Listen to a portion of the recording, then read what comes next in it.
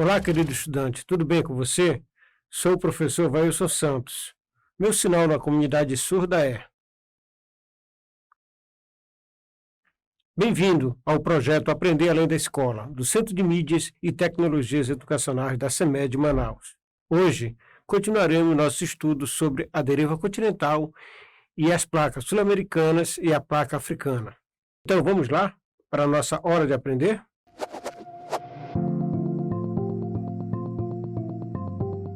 Deriva continental é uma teoria que inicialmente postulou o movimento das massas continentais ao longo do tempo geológico da Terra, considerando que anteriormente os atuais continentes possuíam outras formas e até mesmo se situavam em outras localidades do planeta. Essas observações foram realizadas antes mesmo do conhecimento a respeito das placas tectônicas, o que serviu como uma posterior comprovação da movimentação não só dos continentes terrestres, mas de toda a crosta.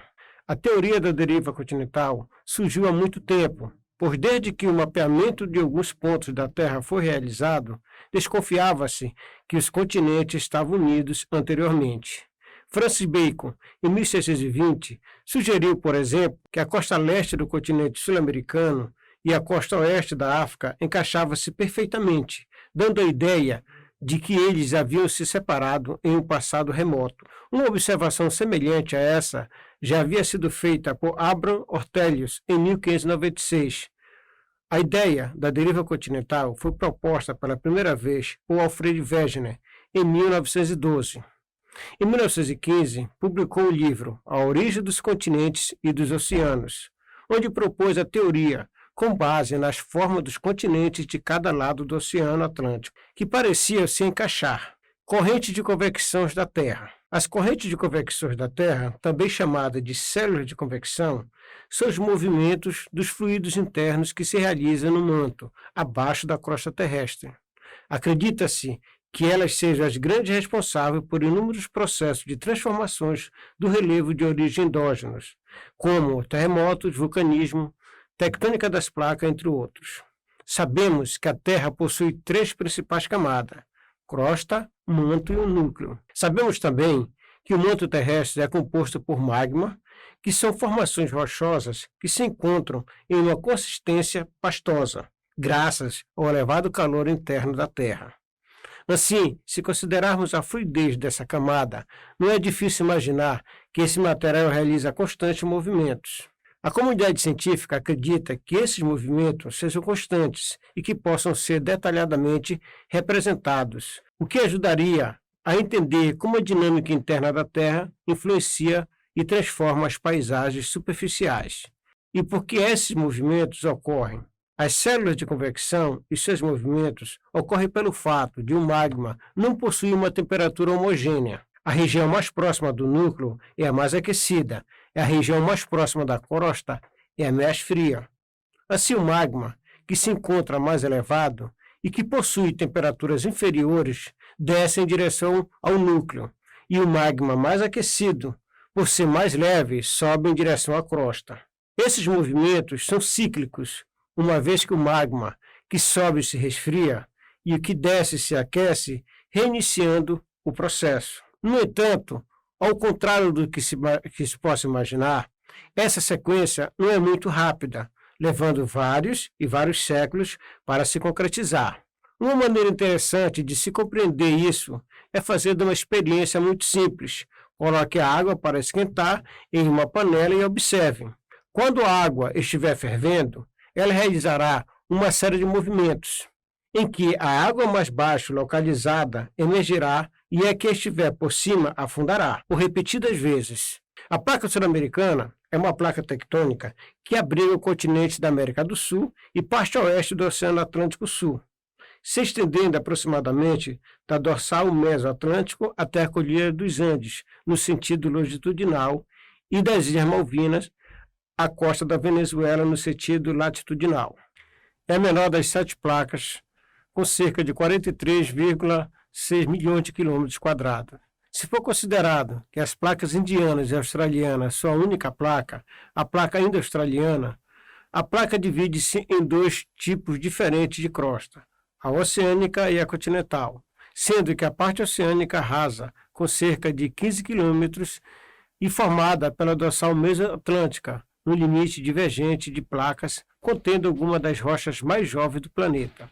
E a parte continental, em sua maior parte acima, sob superfície com espessura de 200 quilômetros nas áreas cratônicas, algumas das regiões mais antigas da litosfera terrestre, e contendo em sua parte oeste a maior cordilheira do planeta, os Andes.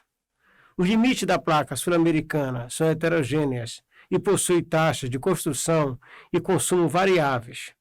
São gerados cerca de 35 milímetros por ano de crosta no limite divergente e construtivo do dorsal mesoatlântica, o que significa que a África e a América do Sul se afastam 70 milímetros por ano. A placa de Nazca subducta a cerca de 79 milímetros ano para baixo da placa sul-americana, gerando a Cordilheira dos Andes como resultado, e ainda recebe influência da zona de subducção da placa antártica a sudoeste, com taxas de 20 milímetros por ano, e do limite transformante na costa venezuelana, a norte, com a placa caribenha. A interação placa sul-americana e caribenha pode ser dado por limites transformantes nos limites longitudinais e destrutivos nos limites latitudinais, com a placa sul-americana sendo consumida a uma taxa de 18 milímetros por ano, numa interação placa oceânica-oceânica. Ao sul, a interação das placas antártica e sul-americana é em maior parte dada por falhas transformantes, assim como boa parte com os limites da placa de Scotia, que subducta sobre a placa sul-americana na região das Ilhas Malvinas. A placa sul-americana subducta em todo o seu contato disposto de maneira norte-sul, com a microplaca de sanduíche a uma taxa média de 78 milímetros por ano. A placa sul-americana possui duas microplacas interiores, a placa norte dos Andes, na parte noroeste do continente, e que é responsável pela parte norte da cadeia andina, e a placa do altiplano, na parte oeste, englobando o sul peruano e o norte chileno. A região interna do continente, com cratos e faixas móveis, permitem um melhor entendimento de como as diferentes porções crustais se juntaram e deram origem à América do Sul. Mas por que os movimentos da corrente de convecção interferem na dinâmica externa da Terra? Quando o magma que se encontra mais próximo do núcleo se desloca em direção à crosta, exerce sobre ela uma forte pressão e, em alguns lugares, encontra algumas fissuras, também chamadas de falhas geológicas. Através delas, esse líquido quente e pastoso consegue passar, dando origem aos processos vulcânicos. Em alguns casos, é a formação de terremotos, em outros, além de interferir na movimentação das placas tectônicas. O Brasil está localizado na placa sul-americana, que possui uma extensão de 43,6 milhões de quilômetros quadrados e aproximadamente 200 quilômetros de espessura. Essa placa tectônica se desloca para o oeste, se afastando da dorsal mesoatlântica e se aproxima das placas de Nazca e do Pacífico. Por localizar-se exatamente no centro da placa sul-americana, o país não sofre com abalos sísmicos significativos. Os abalos que ocorrem são decorrentes do desgaste da placa. A terra se abriu alguns dias no sudoeste do Quênia, ao longo de vários quilômetros, atravessando campos, rachando estradas e furando reserva Masai Mara. A abertura alarmou os aldeões e provocou certo rebuliço em alguns meios de comunicação. Há quem diga que o continente africano está se partindo em dois pedaços. É verdade, mas ainda faltam alguns milhões de anos para que isso ocorra. A rachadura na Terra é um aviso que a Terra é um planeta em movimento. A superfície terrestre está trincada, como um velho quadro dividido em placas tectônicas que, ao se atritarem, provocam fenômenos como terremotos e erupções vulcânicas, levantam montanhas e abrem vales. Esse mesmo movimento faz com que cada placa também seja instável. No caso da região oriental da placa africana, os constantes choques com as placas árabe e indiana que a empurram pelo norte estão arrancando a porção leste do continente africano. Sua manifestação mais visível é o Grande Vale do Rift, uma ampla faixa que vai de Moçambique ao sul até o chamado Chifre da África. Além, por baixo, há uma falha no terreno, que está separando a África em duas, diz Juan Inácio Souto, catedrático do Departamento de Geodinâmica da Universidade de Granada. Mas o tempo da separação é geológico, levará milhões de anos. Sabemos que acontecerá, mas não quando acrescenta. Em certas medidas, é o processo inverso ao que gera a cordilheira, como o Himalaia e os Andes. Enquanto estas se elevam pelo choque de duas placas que convergem, neste vale, essas estão se separando. Esses processos geológicos são lentos para a cronologia humana. Às vezes se separam alguns milímetros e em muitas outras a fratura ocorre no interior, sem que vejamos, explica o geólogo. Em outras, como desta vez a rachadura é superficial e com vários metros de largura, o chamativo é o comprimento desta, acrescenta, embora seja preciso confirmar. Acredita-se que as chuvas teriam alargado a Vossoroca. A placa africana está se dividida em duas novas. Não será a última vez que isso acontece. Há no subsolo um processo de divisão da placa africana em duas novas, a Núbia a oeste e a Etiópia a leste. É esse mesmo processo que está por trás de alguma das maravilhas desta parte da África. O Grande Vale do Rift, na verdade, foi formado sob várias fraturas da costa terrestre.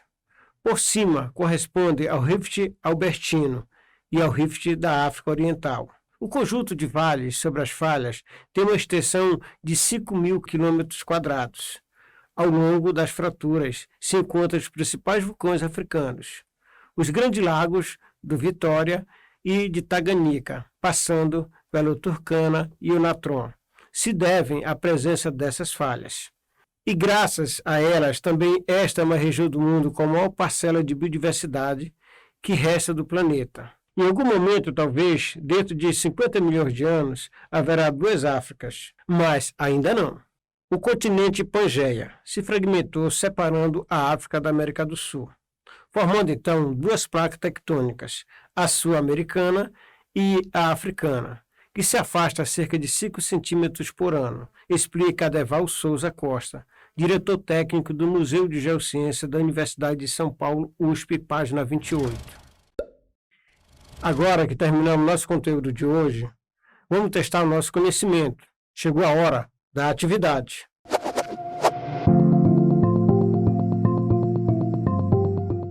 Atividade 1. São os movimentos dos fluidos internos que se realizam no manto, abaixo da costa terrestre.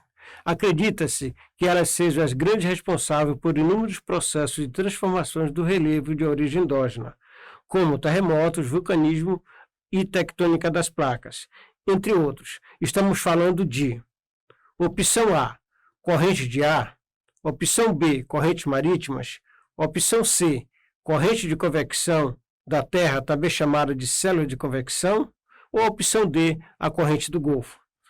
Vou dar um tempo para você responder.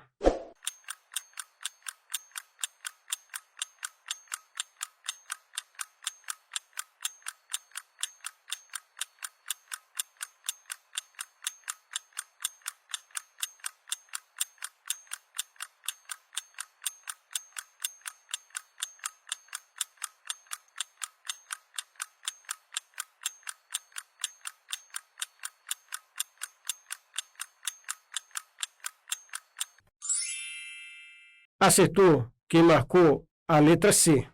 Agora, vamos para a nossa atividade 2. O Brasil está localizado em qual placa tectônica?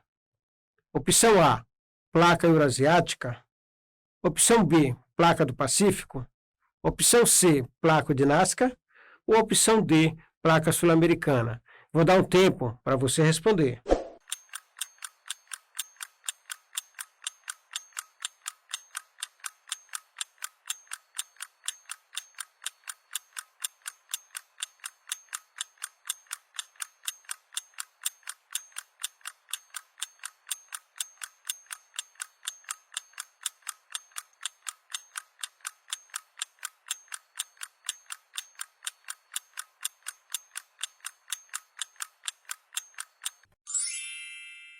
Acertou quem marcou a letra D, a resposta correta. Agora, vamos para a atividade 3.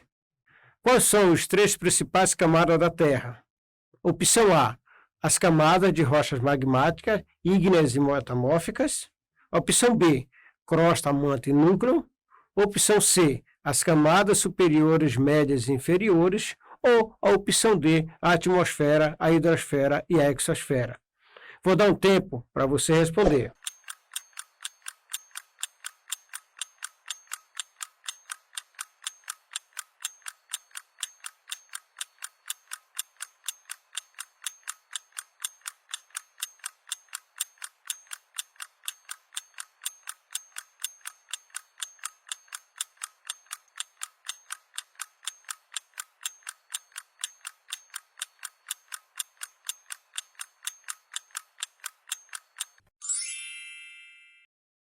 Acertou quem marcou a letra B. Agora, vamos lembrar um pouco do que vimos na aula de hoje. Chegou a hora da revisão. Agora, vamos lembrar um pouco do que vimos na aula de hoje. Chegou a hora da revisão.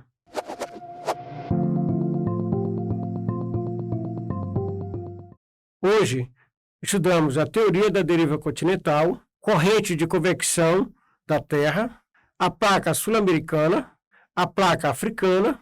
Agora, vamos finalizar nossa aula. Espero que você tenha gostado. Se inscreva em nossas redes sociais. Nos siga, curta e compartilhe nossas aulas. Façam parte da equipe do Centedes. Tchau, tchau. Grande abraço.